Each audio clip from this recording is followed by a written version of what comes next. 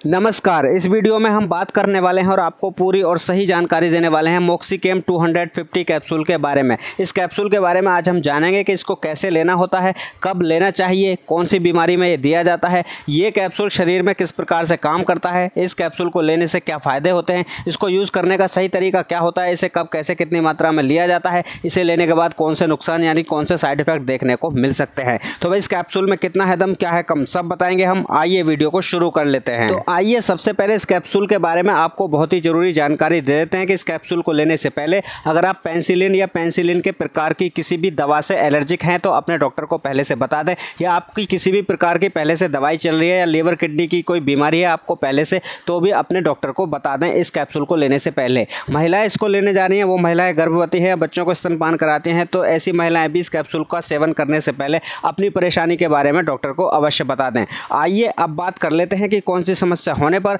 और कौन सी समस्या को ठीक करने के लिए इस कैप्सूल का यूज़ किया जाता है। तो आपको बता दें कि किसी भी वजह से अगर किसी व्यक्ति को गले की कोई समस्या हो गई है या गले का कोई इन्फेक्शन हो गया है तो ऐसी समस्या को ठीक करने के लिए ये दवाई दी जाती है, डॉक्टर दे सकते हैं। साथ ही आपको बता दें कि ये कैप्सूल बहुत सारी समस्याओं को ठीक करने के काम आता है, बहुत सारी बीमारियों को ठीक करता है, इसलिए वीडियो को पूरा देखना वरना आपकी कोई ना कोई जानकारी अधूरी रह जाएगी। इसके अलावा किसी पेशेंट को कान की कोई समस्या हो गई है या कान का कोई इन्फेक्शन हो गया तो ऐसी कान की समस्या और कान के इन्फेक्शन को ठीक करने के लिए ये दवाई दी जा सकती है और काफ़ी फायदेमंद होती है ऐसी समस्या को ठीक करने के लिए ये दवाई। इसके साथ ही नेजल साइनस की किसी को समस्या है, नेजल साइनस की कोई बीमारी हो गई है किसी को, तो ऐसी बीमारी को ठीक करने के लिए भी ये कैप्सूल दिया जाता है। इसके अलावा रेस्पिरेटरी ट्रैक्ट इन्फेक्शन होने पर, जैसे कि किसी को निमोनिया की समस्या हो गई है तो निमोनिया की समस्या को ठीक करने के लिए भी ये कैप्सूल दिया जाता है। निमोनिया की समस्या को ठीक करने के लिए बहुत ही फायदेमंद होता है ये कैप्सूल। साथ ही आपको बता दें कि मूत्र मार्ग की किसी को समस्या हो गई है, कोई भी किसी भी प्रकार की या किसी वजह से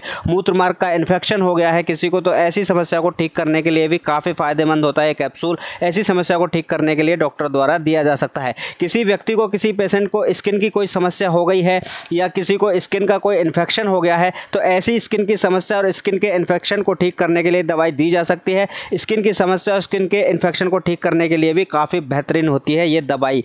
इसके अलावा किसी को सॉफ्ट टिश्यूज़ का इन्फेक्शन हो गया है तो सॉफ्ट टिश्यूज़ का इन्फेक्शन को ठीक करने के लिए इस दवाई को दिया जा सकता है। ऐसी परेशानी को ठीक करने के लिए भी काफ़ी बेहतरीन होती है ये दवाई। कई कंडीशन में टाइफाइड बुखार को ठीक करने के लिए भी ये कैप्सूल दिया जा सकता है। इसके अलावा ब्लड इन्फेक्शन अगर किसी को हो जाता है तो ब्लड इन्फेक्शन को ठीक करने के लिए भी ये कैप्सूल आपको दिया जा सकता है। इसके अलावा किसी के मस्तिष्क में यानी कि दिमाग में कोई इन्फेक्शन है, दिमाग में कोई समस्या हो गई है तो ऐसी समस्या को ठीक करने के लिए भी इस कैप्सूल को दिया जा सकता है। इसके अलावा फेफड़ों में इन्फेक्शन है, फेफड़ों की कोई समस्या है तो भी इस कैप्सूल को डॉक्टर द्वारा दिया जाता है। फेफड़ों की समस्या को ठीक करने के लिए काफ़ी बेहतरीन होता है ये कैप्सूल। इसके अलावा किसी के हड्डियों में कोई परेशानी है, हड्डियों में कोई इन्फेक्शन हो गया है तो ऐसे इन्फेक्शन को ठीक करने के लिए भी काफ़ी फायदेमंद होता है ये कैप्सूल। इसके अलावा किसी के जोड़ों में परेशानी है, जोड़ों में कोई इन्फेक्शन हो गया है तो जोड़ों की समस्या को ठीक करने के लिए भी काफ़ी बेहतरीन पाया गया है ये कैप्सूल। किसी को पेट का इन्फेक्शन हो गया है, पेट में कोई समस्या हो गई है तो ऐसे पेट के इन्फेक्शन को ठीक करने के लिए भी काफ़ी बेहतरीन होता है ये कैप्सूल। इसके अलावा किसी को आंतों की परेशानी है या आंतों का इन्फेक्शन हो गया है तो ऐसी समस्या को ठीक करने के लिए भी दिया जा सकता है ये कैप्सूल। साथ ही आपको बता दें ये एक एंटीबायोटिक दवाई होती है। ये कैप्सूल एक बहुउपयोगी एंटीबायोटिक दवा है जिससे बैक्टीरिया के कारण होने वाले विभिन्न प्रकार के संक्रमण का इलाज करने के लिए इसे इस्तेमाल किया जा सकता है। जैसे कि हमने बहुत सारी परेशानी बताई, उन परेशानियों को ठीक करने के लिए इसको दिया जा सकता है। अब बात कर लेते हैं कि इसको यूज़ कैसे करना होता है। तो आपको बता दें इस कैप्सूल का डोज मुख्य रूप से सुबह शाम खाना खाने के बाद एक एक कैप्सूल दिया जाता है। बाकी अगर आपकी परेशानी कम है तो शाम के समय खाना खाने के बाद एक कैप्सूल भी दिया जा सकता है। इसका डोज जो है डॉक्टर निर्धारित करते हैं, मरीज की कंडीशन कैसी है, मरीज का वेट कितना है, मरीज की परेशानी कितनी है, उसी प्रकार से मरीज का डोज निर्धारित करते हैं डॉक्टर। तो बाकी जैसे डॉक्टर बताएं उसी प्रकार से आपको इसका डोज लेना है। अपनी मनमर्जी से ओवर डोज नहीं लेना है वरना आपको फ़ायदे की जगह नुकसान भी हो सकता है। आइए अब बात कर लेते हैं कि इस कैप्सूल को लेने के बाद कौन कौन से साइड इफ़ेक्ट देखने को मिल सकते हैं। तो इसको लेने के बाद उल्टियाँ हो सकती हैं, डायरिया हो सकता है, उल्टी का मन हो सकता है, उबकाई हो सकती है, स्किन में रैशेज हो सकते हैं। ये साइड इफ़ेक्ट अगर आपको हल्की फुल्की बहुत कम मात्रा में देखने को मिले तो उनको इग्नोर करें, वो समय के साथ में अपने आप ठीक हो जाते हैं। जो साइड इफ़ेक्ट हमने बताए हैं वो अगर आपको बहुत ज़्यादा मात्रा में देखने को मिले और आपको परेशानी बहुत ज़्यादा होने लगे तो आप इस दवाई का सेवन तुरंत बंद कर दें और अपने उन डॉक्टर से संपर्क करें जिन्होंने आपको ये दवाई दी है। तो हो सकता है आपके साइड इफ़ेक्ट की समस्या सुनने के बाद आपके डॉक्टर इस दवाई की जगह आपको कोई दूसरी दवाई चेंज करके देंगे जो आपको सूट कर सके। साथ ही आपको बता दें कि यह दवा आमतौर पर आपको बहुत जल्दी ही बेहतर महसूस कराती है। हालांकि आपको इसे निर्धारित अवधि तक लेना जारी रखना चाहिए, मतलब जब तक डॉक्टर लेने को बोलें तब तक आपको ये दवाई लेनी है। अपनी मनमर्जी से इसको छोड़ना नहीं है। ऐसा ना करें कि आपको थोड़ा सा आराम लगे और आप इसका सेवन बंद कर दें, ऐसा ना करें। इसका कोर्स पूरा करें। जब तक डॉक्टर लेने को बोलें तब तक आपको यह लेना है, अपनी मनमर्जी से बिल्कुल भी छोड़ना नहीं है। आइए अब बात कर लेते हैं कि यह कैप्सूल हमारे शरीर में किस प्रकार से काम करता है। तो आपको बता दें, मॉक्सिकेम 250 mg कैप्सूल एक एंटीबायोटिक है। यह जीवाणुओं को उनके जीवित रहने के लिए आवश्यक जीवाणु सुरक्षात्मक आवरण कोशिका दीवार बनाने से रोककर उन्हें मारता है। आइए अब बात कर लेते हैं इस कैप्सूल में यूज होने वाले साल्ट कंपोजिशन के बारे में। तो आपको बता दें, इस कैप्सूल के अंदर अमोक्सिसिलिन 250 mg की मात्रा में पाया जाता है। बात करें इस कैप्सूल के ब्रांड की, तो इसको एल्केम लैबोरेटरीज लिमिटेड द्वारा बनाया जाता है, जो दवाइयों का एक बेहतरीन ब्रांड है। बात करें इसके प्राइस की, तो 100 रुपये के आसपास ये हमको किसी भी मेडिकल स्टोर या फार्मेसी पर आसानी से मिल जाएगा। अब बात कर लेते हैं कि जो अल्कोहल लेते हैं, जो ड्रिंक करते हैं, वो लोग कैसे इसको यूज़ कर सकते हैं। तो आपको बता दें, मॉक्सिकेम 250 mg कैप्सूल के साथ शराब का सेवन करने से कोई हानिकारक साइड इफेक्ट नहीं होता है। तो आप इसको लेने से पहले या लेने के बाद ड्रिंक कर सकते हैं, लेकिन याद रखें कि इस कैप्सूल को हमेशा खाना खाने के बाद लें, तब आप इसको इस प्रकार से ले सकते हैं। बात करें गर्भवती महिलाओं के लिए, तो गर्भवती महिलाएं बिल्कुल भी डॉक्टर की सलाह के बिना इसको इस्तेमाल ना करें। स्तनपान कराने वाली महिलाओं की बात करें तो वो महिलाएं भी इसको डॉक्टर की सलाह के बिना इस्तेमाल ना करें। बात करें ड्राइविंग के वक्त, तो आपको बता दें कि ड्राइविंग करने वाले लोगों के लिए मॉक्सिकेम 250 mg कैप्सूल के इस्तेमाल से ऐसे साइड इफेक्ट भी हो सकते हैं जिससे आपकी गाड़ी चलाने की क्षमता प्रभावित हो सकती है। तो मॉक्सिकेम 250 mg कैप्सूल के साइड इफेक्ट हो सकते हैं और लक्षण जैसे एलर्जिक रिएक्शन हो सकते हैं, चक्कर आने की समस्या होती है या कन्वल्शन हो सकता है, तो आपको गाड़ी चलाने के अयोग्य बना सकते हैं। तो इसलिए आप इसको तब तक गाड़ी ना चलाएं इसको यूज़ करने के बाद, जब तक आपको कोई साइड इफेक्ट अजीब सा देखने को ना मिले।